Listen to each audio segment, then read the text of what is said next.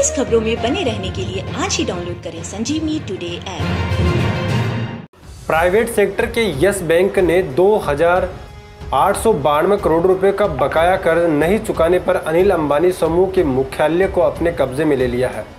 साथ ही बैंक ने अखबार में नोटिस जारी कर बताया कि अनिल अंबानी की कंपनी रिलायंस इंफ्रास्ट्रक्चर के कर्जे का भुगतान नहीं करने के कारण दक्षिणी मुंबई स्थित 2 फ्लैट भी कब्जे में ले लिए गए हैं। यस बैंक के अनुसार अनिल अंबानी को 6 मई 2020 को नोटिस दिया गया था, लेकिन 60 दिन के नोटिस के बावजूद समूह बकाया नहीं चुका पाया, जिसके बाद 22 जुलाई को उसने तीनों संपत्तियों को कब्जे में ले लिया है। इसके बाद सोशल मीडिया पर बहुत से लोग इस खबर को भारत के राफेल सौदे और इसमें अनिल अंबानी की कंपनी की भूमिका से जोड़कर देख रहे हैं।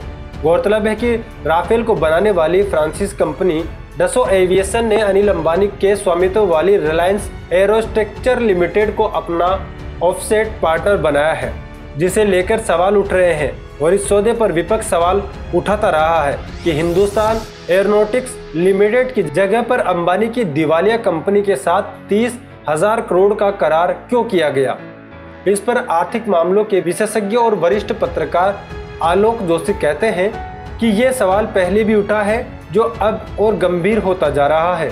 उन्होंने कहा कि लंदन की एक अदालत में अनिल अंबानी का ये कहना है कि उनके पास देने को अब कुछ नहीं है, अपने आप में यह सवाल उठाने के लिए पर्याप्त है कि अनिल को भारत के इस महत्वपूर्ण रक्षा सौदे में साझेदार क्यों होना चाहिए। वैसे भी अंतर्राष्ट्रीय स्तर पर दिवालिया हो चुके लोगों के कई तरह की गतिविधियों में शामिल होने पर रोक लगाई जाती है।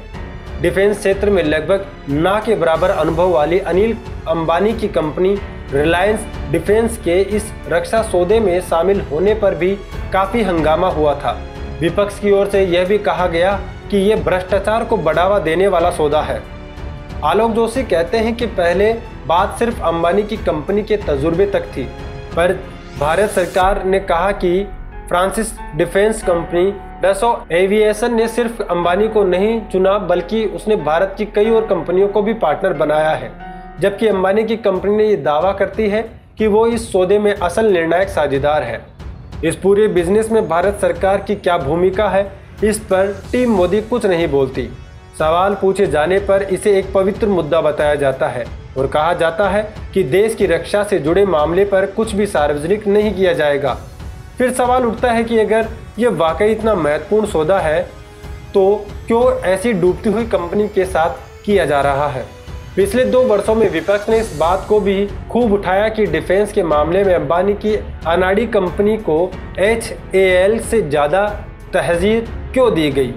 तो यह कह पाना मुश्किल है कि अंदर खाने पीने में क्या हो रहा है, पर राफेल के मामले में कल को सरकार के सामने दोबारा सवाल उठते हैं तो वह कह सकते हैं कि अंबानी मुसीबत में है तो डसो एविएशन इसकी चिंता करे या अंबानी वो सौदा किसी अन्य को बेच दे।